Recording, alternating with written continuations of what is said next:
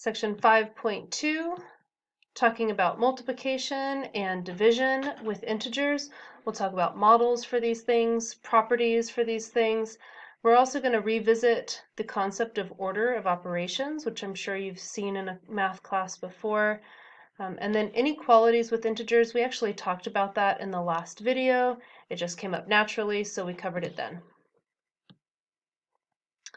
We're going to start off by looking at the pattern model for multiplication with integers.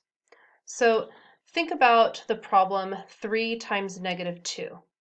We know that we can view multiplication as repeated addition, so 3 times negative 2 just looks like the sum of negative 2 3 times. So negative 2 plus negative 2 plus negative 2. We know how to add negative integers. We talked about that in the last section. We see that that's equal to negative 6. So we can easily do multiplication as repeated addition until we break down and look at two negative integers. What if we have negative 3 times negative 2? Well, that looks like the sum of negative 2, a total of negative 3 times, which is a little bit weird. So asking somebody to add something a negative amount of times, we don't really know how to do that. So we're going to use the repeated addition for the problems that we can, and then we're going to look for a pattern to see if we can calculate the problems that repeated addition doesn't really work on. So over on the right side of the screen, let's fill out our table. 3 times negative 2, we said that's negative 6. 2 times negative 2, that's like negative 2 plus negative 2, that's negative 4. 1 times negative 2, that's just negative 2. 0 times negative 2, that's like saying add negative 2 0 times, or we can say 0 times anything is 0. And that's where it stops as far as what we can use repeated addition on. The rest of the problems are two negative integers. So let's see if we can find a pattern within our table that we can extend. From negative 6 to negative 4, it's like we just added 2. From negative 4 to negative 2, we just added 2. From negative 2 to 0, we added 2. So what it looks like is as we're decreasing the number that we're multiplying by 1, the product has a pattern of plus 2. So we're decreasing by 1 here, and the product is adding 2 as we move down the table. So from 0, we can decrease by 1 so that we're multiplying by negative 1. And then on the right-hand side, we would just add 2. And then with negative 2 times negative 2, we continued our decrease by 1 pattern there, which means we'll continue our add 2 pattern here, giving us 4. And then last one, we decrease the multiplier by 1, so we're multiplying by negative 3. And then we continue our plus 2 pattern on the other side, so we get 6. Now, lots of us remembered the old rule of a positive times a negative equals a negative, and it didn't matter which order that's in. And some of us also remembered that negative times negative equals positive. And this is true, but when you teach this to a child for the first time, they're probably going to say, but why? And our knee-jerk reaction is because I said so, but often that doesn't really get into their heads the way that it should. So instead, we can use a pattern like this to say, look, we followed the natural progression from problems that we were confident we understood, and we extended it into this unknown area, and we found that this pattern holds that a negative times a negative equals a positive. We can also use the chip model and the charged model for multiplication of integers, but it's a little bit different than what we did with addition and subtraction. Visually, it might look the same, but the process is a little different. The way that the chip model is going to work is first we're going to write out some kind of multiplication problem, like 3 times negative 2, for example. And we're going to read that almost as repeated addition. So 3 times negative 2, that's like saying create 3 groups. So I'll create 3 groups. And each one of those 3 groups needs to have negative 2 inside of it. Negative integers, we did red chips, so I'm going to draw 2 red chips inside of each of these 3 groups so that we're really modeling this product 3 times negative 2. And then we count what's in there. We have 6 red chips, which means we have a total of negative 6.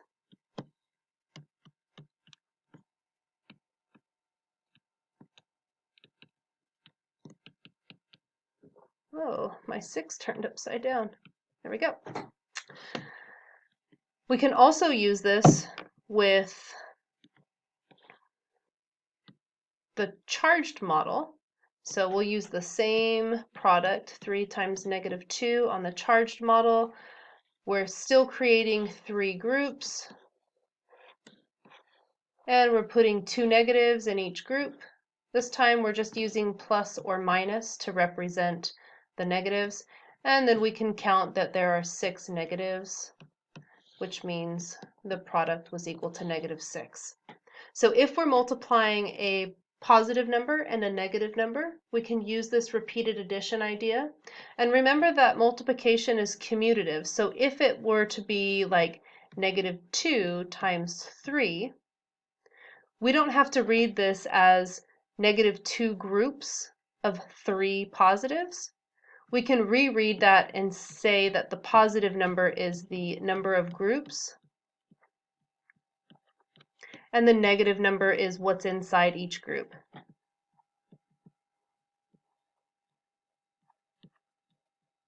So don't let that confuse you where the negative is. If it's a positive multiplied to a negative, use the positive to tell you how many groups to make. Use the negative to tell you how many negative chips belong in each group.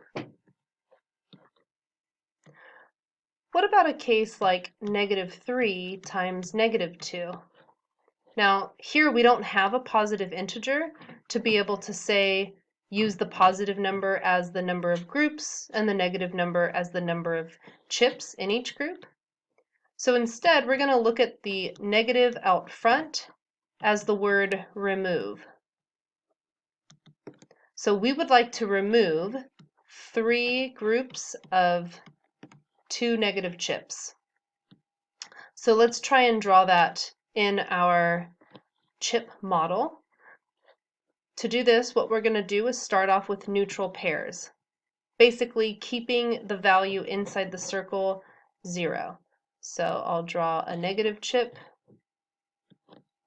positive chip, and I'm going to keep doing this until I have enough of the negative chips to remove 3 groups of 2.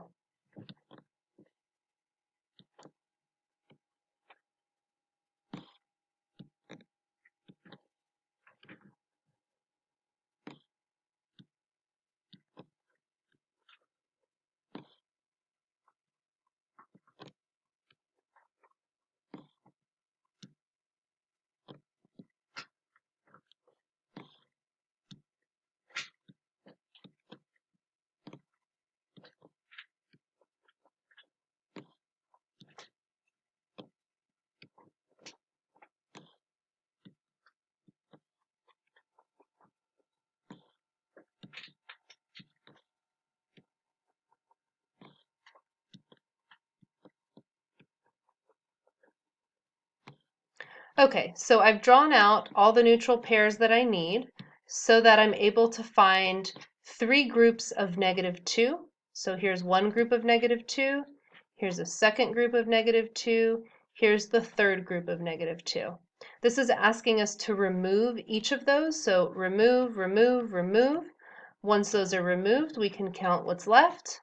We have a total of 6 positive chips.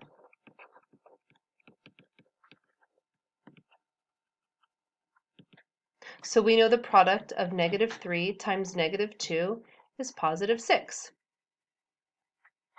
Now the trick with this idea is that we're going to create enough neutral pairs so that we can read our product of -3 times -2 as remove 3 groups of -2. Now, the way that I had drawn it, I picked exactly the right amount of neutral pairs so that there was no leftovers. But let's assume that we got a little bit crazy, and instead of drawing 6 neutral pairs, what if we drew 9 neutral pairs? So I would have needed 3 more neutral pairs, which we have here on the screen. And then I try and do my remove 3 groups of -2. I'll have 1, 2, 3. I get rid of those 3. Notice that I have neutral pairs left over. And we know that neutral pairs zero each other out, so these extras don't influence the total value inside of the circle. So don't worry about drawing too many neutral pairs. You can draw too few. You'll know that you don't have enough if you're not able to remove 3 groups of 2 negatives.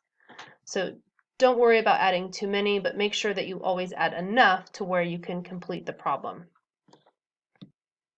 This same problem, -3 times -2, instead of using chips, we can use the charged model.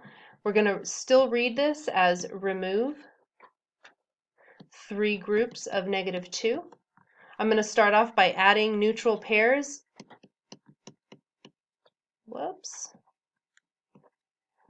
Plus minus to make a neutral pair, and I'm just going to add as many neutral pairs as I can to fill up this space, because there's no harm in having too many. There is a problem with having too few. So if I add as many as I did, I'm able to go through and find 3 groups of 2 negatives. So here's a group of 2 negatives, here's a group of 2 negatives, and here's a group of 2 negatives. I want to remove those. And then I'm going to try and find out the value that's left in the circle. Keeping in mind, every neutral pair is a 0. So I'm going to hunt for the neutral pairs first and zero them out. Clean up the circle a little bit.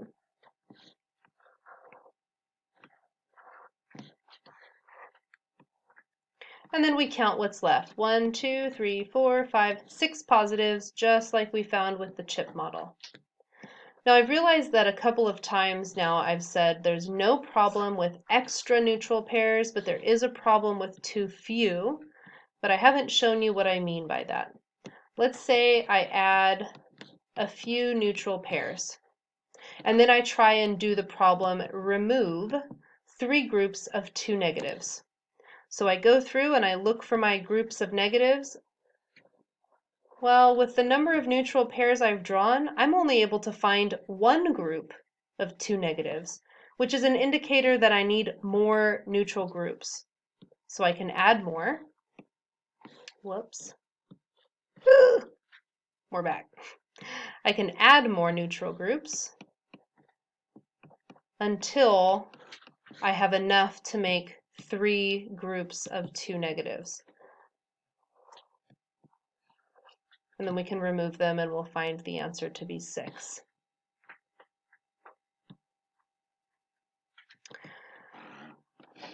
Talking about multiplication of integers, we can now talk about the definition for integer multiplication.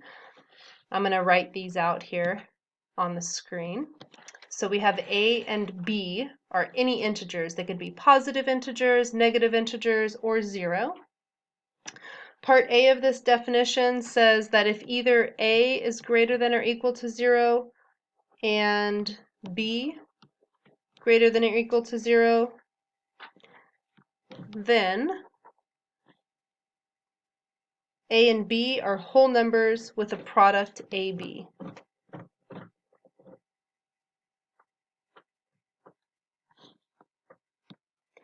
In other words, the whole number multiplication that we learned in chapter 1, 2, and 3 holds here. So then a and b are just whole numbers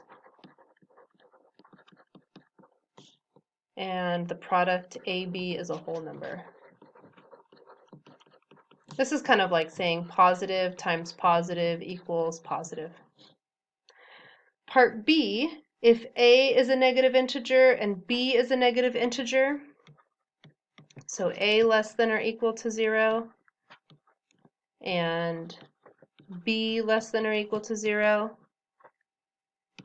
then the product, A times B, really looks like the absolute value of A times the absolute value of B. This is another way of saying a negative times a negative equals a positive. And then part C, if one or the other, A and B, is less than 0, so if either A is less than 0 or B is less than 0, so one or the other but not both,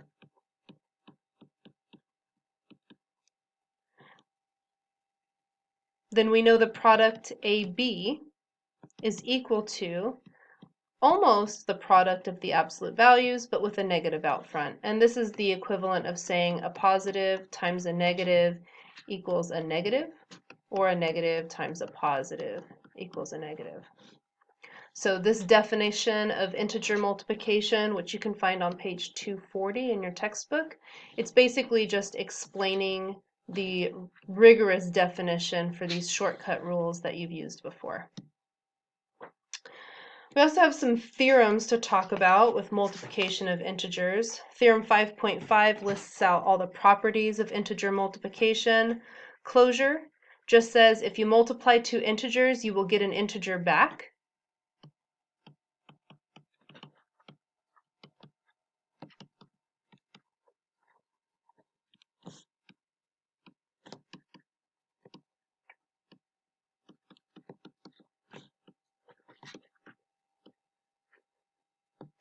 This is nice because you can rule out the possibility that you multiply two integers, a times b, and you get a fraction.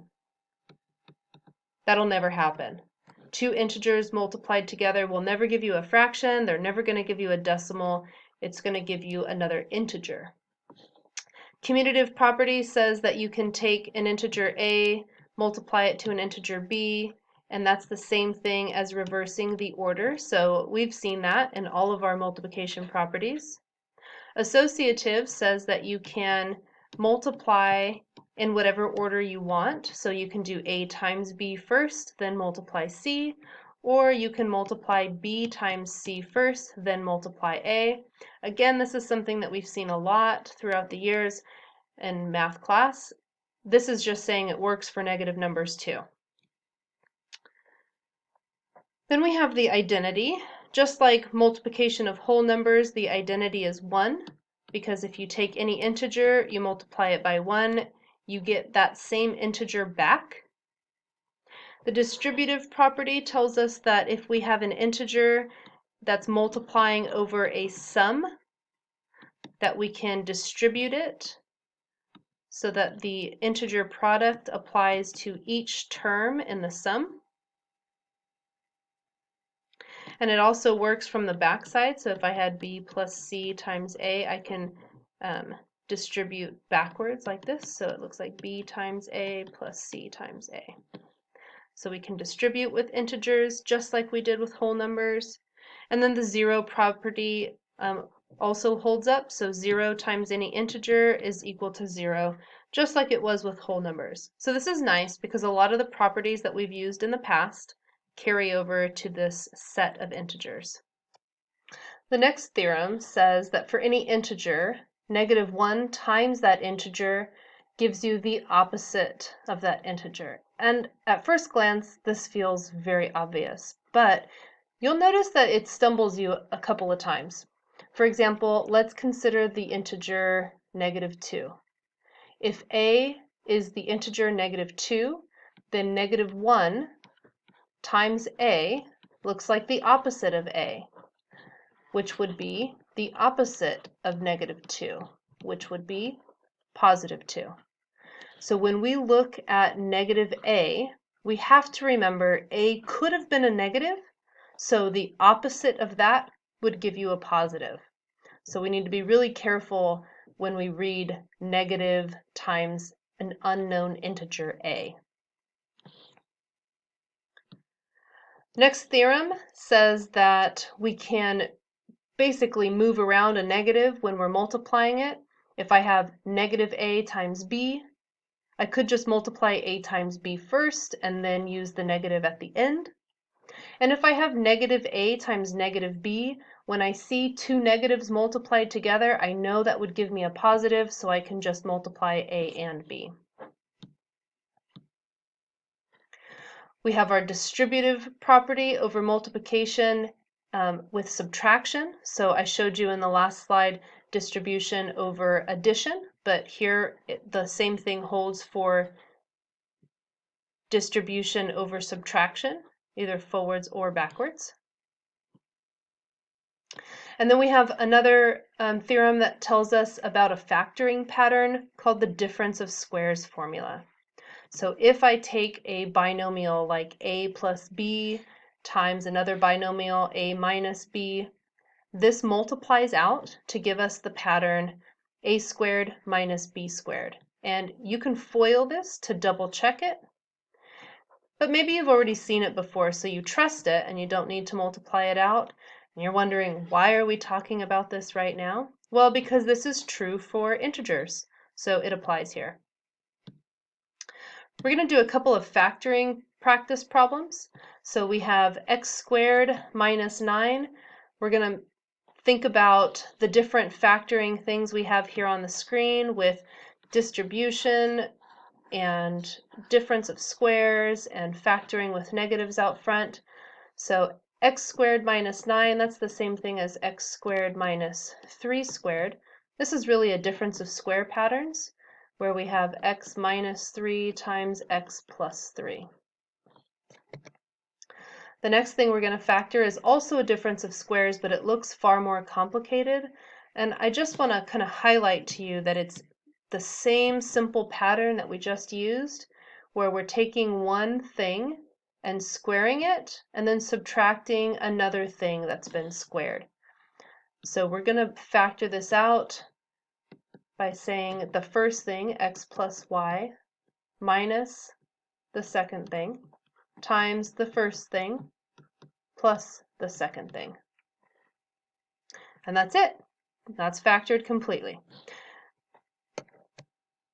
We have another one down here, negative 3x plus 5xy.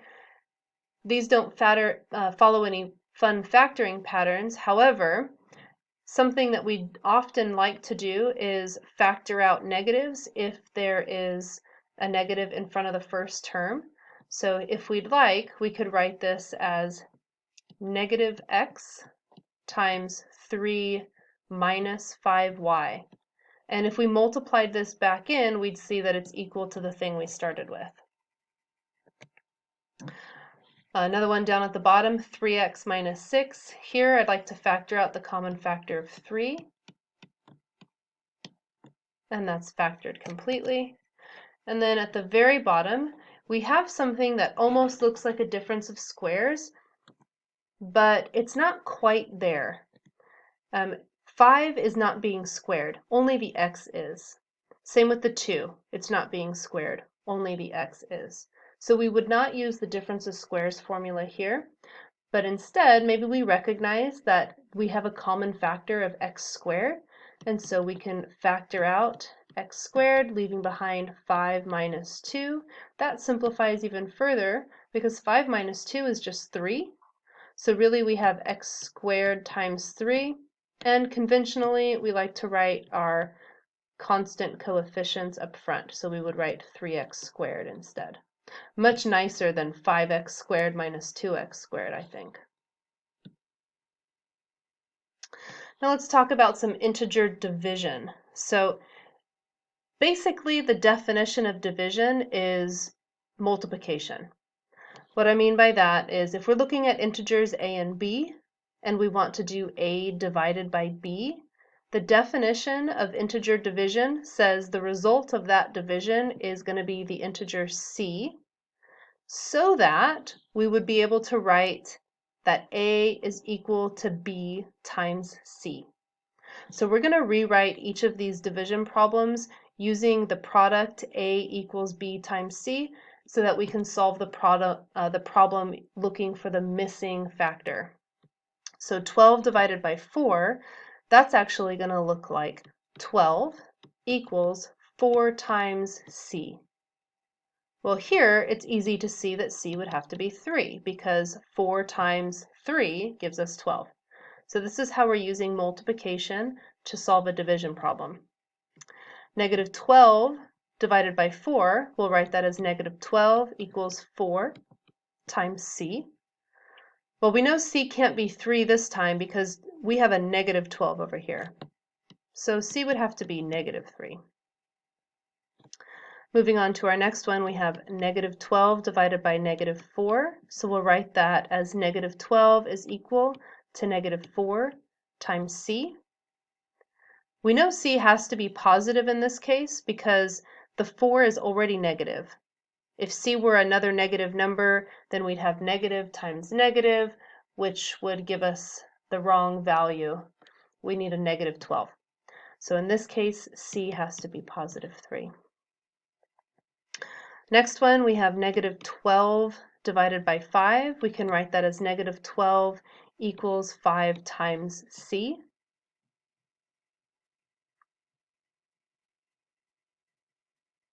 And if you think about that one hard enough, you might make your head spin. But here's the catch. In the definition, it does say if it exists. Think about all the values of C that you could try and plug in for 5 times C. There isn't an integer that works here. So C does not exist.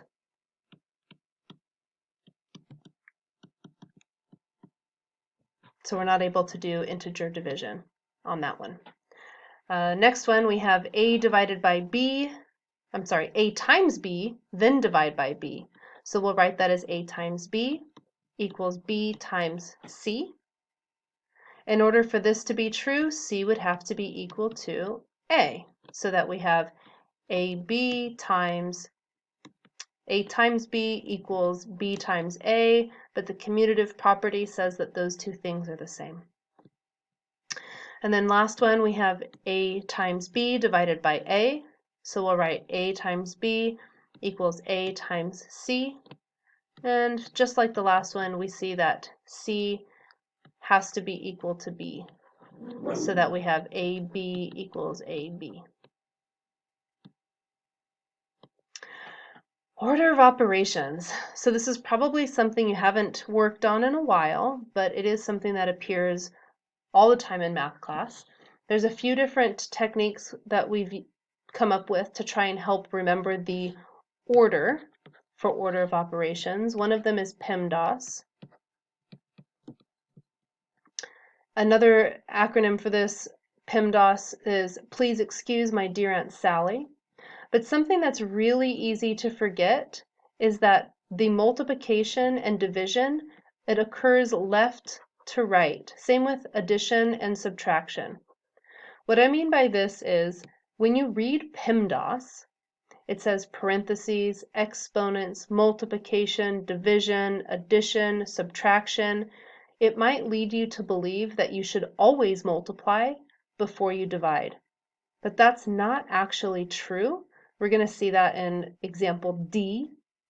And then also it makes you think that you should always add before you subtract. But that's not true either, and we'll see that in our first example. So looking at example A, we have 2 minus 5 times 4 plus 1. Going through our order of operation, first off, there's no parentheses, so we're going to move on. Second, there's no exponents, so we move on. Then we look for multiplication and division. I do see multiplication. I don't see division, so we don't have to worry about which one we do first here, but we do need to do this multiplication as our first step. So we'll do 5 times 4 to get 20, and then we'll bring the rest of the terms down. Next, we move on to addition. I do see addition, but I also see subtraction. Now, you need to do this from left to right. So we need to do 2 minus 20 and then add 1. If you do 20 plus 1 first, and then subtract, that won't be right. So let me show you. The wrong way would be to do 2 minus 20 plus 1. If you do addition first, that would look like 2 minus 21. And that would leave us with negative 19. But that's the wrong answer. The correct answer is to do the subtraction first,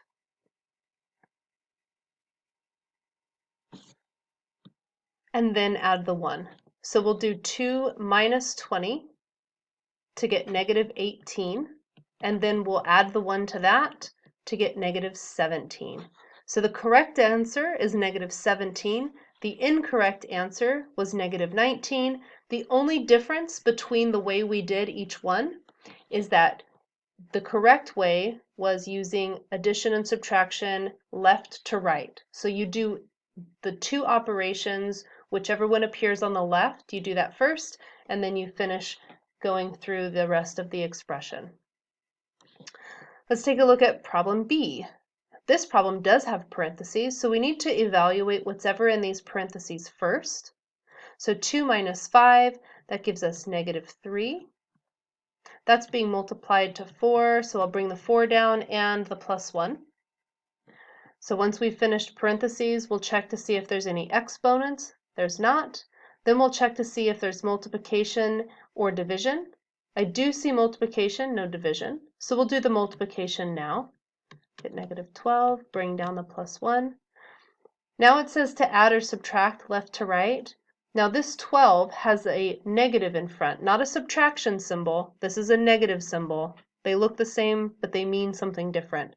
So if I have a negative 12 and I add 1 to that, I would get negative 11.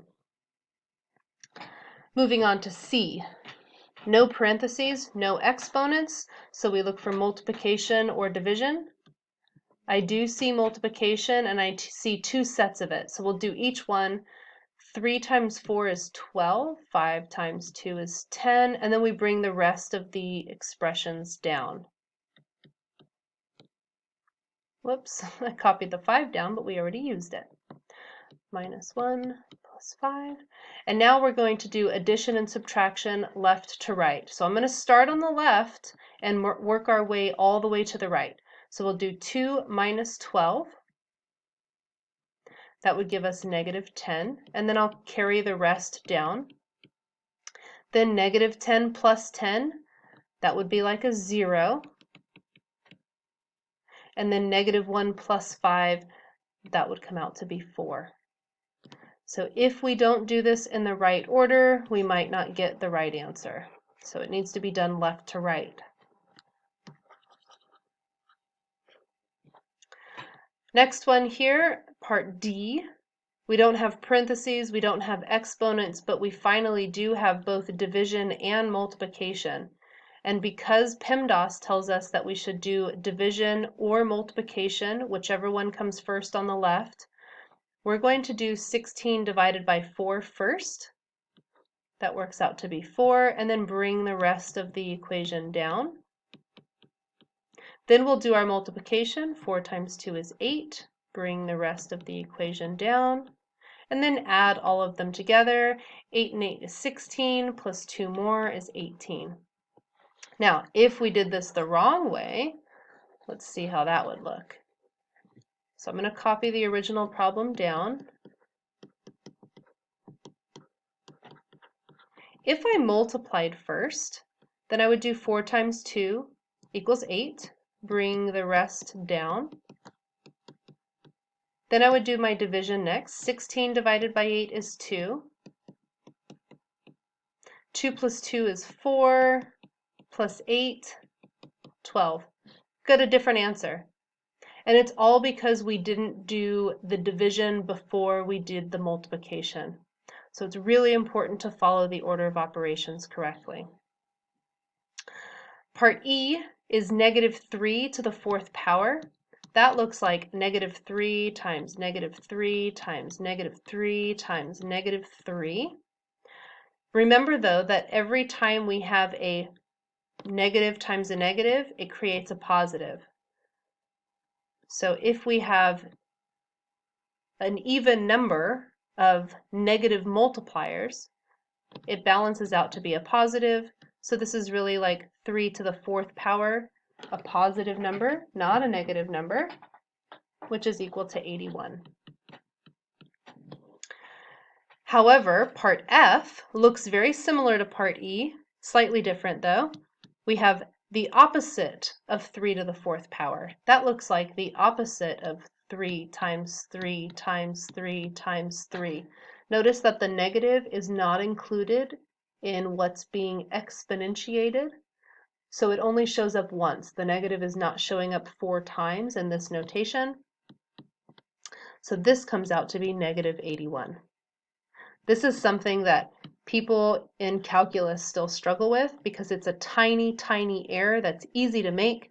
But if you type with your calculator using the parentheses, you'll get out a positive number. And if you type with your calculator without the parentheses, you'll see it's a negative number. So you can always go back and double check if you're not sure. That's it for Chapter 5, guys. Do the recommended problems that I posted in the reading assignment. Also, make sure that you have your reading assignment turned in before the due date.